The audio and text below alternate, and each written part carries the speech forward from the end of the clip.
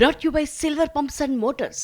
Top quality और consistent performance के लिए सिर्फ सिल्वर पंप्स नाम याद रखना।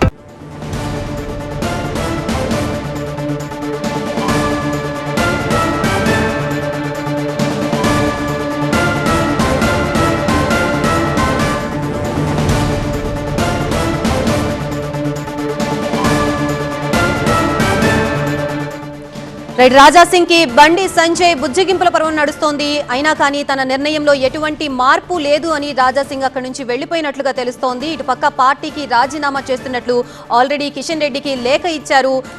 అలాగే అధ్యక్ష పదవికి నామినేషన్ వేయడానికి వచ్చానని, ముహూర్తం చూసుకుని వచ్చి దరఖాస్తు తీసుకున్నానని, నామినేషన్ వేయడానికి 10 మంది మద్దతు ఉండాలి, అయితే ఆ 10 మందిని నేను తీసుకొచ్చినప్పటికీ కూడా అందులో 3 నాకు మద్దతుగా సిగ్నేచర్స్ చేశారని, మిగతా 7గురిని కాల్స్ చేసి బెదిరించారని, నాకు మద్దతు ఇస్తే పార్టీ నుంచి సస్పెండ్ చేస్తామని, వాళ్ళ పోస్టుల నుంచి కూడా తొలగిస్తామని చెప్పి అధిష్టానం బెదిరించింది కాబట్టి వాళ్ళు అక్కడి నుంచి వెళ్లిపోయారని, నాకు మద్దతుగా నిలవలేదని చెప్పి రాజా సింగ్ చెప్తున్నారు. అధ్యక్షుడు ఎవరో ఇప్పటికే ఆల్రెడీ డిసైడ్ అయిపోయారని, అందుకే ఇటువంటి చర్యలకి పాల్పడుతున్నారని చెప్పి రాజా సింగ్ అంటున్నారు.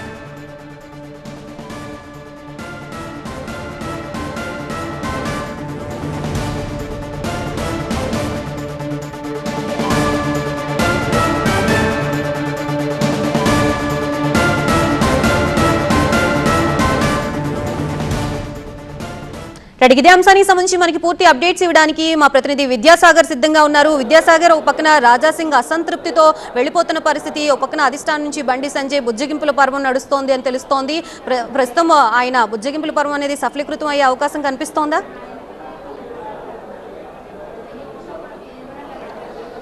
లేదనే చెప్పాలి. ఎందుకంటే కేంద్ర మంత్రి బండి సంజయ్ రాజా సింగ్ను ఎక్కడైతే రాజీనామా లేక కేంద్ర మంత్రి కిషన్ రెడ్డికి ఇచ్చి బయటకు వచ్చారో రూమ్లోంచి, అక్కడే రాజా సింగ్ను పట్టుకొని బండి సంజయ్ ఆ బుజ్జగిచ్చేటువంటి ప్రయత్నం చేసినప్పటికీ కూడా రాజా సింగ్ తన నిర్ణయంలో ఎలాంటి మార్పు లేదనుకుంటా బయటకు వెళ్ళిపోయారు. ఆయన ఇప్పటికే బీజేపీ రాష్ట్ర కార్యాలయాన్ని విడి ఆయన ఇంటికి కూడా వెళ్ళిపోయినటువంటి పరిస్థితి. ఎందుకంటే రాజా సింగ్ సంచలన నిర్ణయం తీసుకొని రాజీనామా చేసిన తర్వాత ఎవరు కూడా ఇప్పటి వరకు, అంటే పార్టీ నుంచి ఆయన ప్రస్తావించినటువంటి అంశాలన్నింటినీ కూడా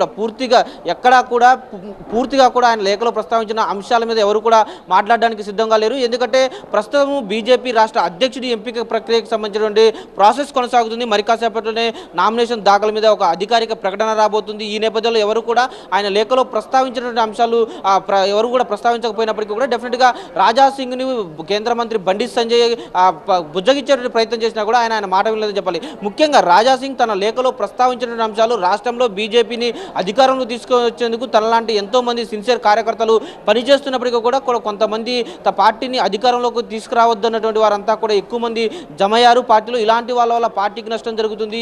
ఎన్నో ఏళ్లుగా పార్టీని నమ్ముకొని కష్టపడి పనిచేస్తున్నటువంటి వారికి ఇలాంటి గుర్తింపు ఇచ్చేదంటూ కూడా ఆయన అసహనం వ్యక్తం చేసినటువంటి పరిస్థితి కనిపిస్తుంది. అదేవిధంగా పార్టీలో ఎంతో మంది సీనియర్ లీడర్లు ఉన్నారు. ఎన్నో అంశాల్లో కలుపుకుపోవాల్సినటువంటి సిచ్యువేషన్లో కూడా కలుపుకుపోవడం లేదన్నటువంటి అసంతృప్తి అంశాలు ఏవైతే ఉన్నాయో వీటన్నిటిని కూడా ఫోకస్ చేస్తారా లేదా అన్నది కూడా చూడాల్సి ఉంది. ఇక ఈ రాజీనామాకు సంబంధించి కూడా నిర్ణయం అయితే వెలువడాల్సి ఉంది. ఎందుకంటే రాజా సింగ్ రాజీనామా లేఖను కేంద్ర మంత్రి బీజేపీ రాష్ట్ర అధ్యక్షులుగా ఉన్నటువంటి కిషన్ రెడ్డికి ఇచ్చి వెళ్ళారు. అయితే దాని మీద ఎలాంటి నిర్ణయం తీసుకుంటారు పార్టీ రాష్ట్ర అధ్యక్షులుగా ఉన్నటువంటి వ్యక్తి అన్నది కూడా ఇప్పుడు కొంత చర్చనీయాంశంగా మారింది. డెఫినెట్గా ఆ లేఖలో ఉన్నటువంటి అంశాలను పరిశీలించి ఆయనకు కలిసేందుకు, ఆయన బుజ్జగించేందుకు ఒక టీం వెళ్తుందా, లేకపోతే క్రమశిక్షణ సంగ్రమణ పరిగణలోకి తీసుకుంటుందా, లేకపోతే పెద్ద స్థాయిలో ఇంకా సునీల్ బన్సల్ కావచ్చు, అదేవిధంగా అభయ్ పాటిల్ లాంటి ఇన్ఛార్జీలు ఉన్నారు, వారంతా కూడా రాజా సింగ్ను బుజ్జగించేటువంటి ప్రయత్నం చేస్తారా అన్నది కూడా కొంత వేచి చూడాల్సిన పరిస్థితి కనిపిస్తుంది. ప్రస్తుతం దీని మీద రాష్ట్ర కార్యాలయంలో ఉన్నటువంటి ఎంపీలు కావచ్చు, ఎమ్మెల్యేలు కూడా ఎవరు కూడా స్పందించేందుకు సిద్ధంగా లేరు. డెఫినెట్గా పార్టీ అధిష్టానం ఆదేశించిన వ్యక్తి నామినేషన్ వేస్తారు. డెఫినెట్గా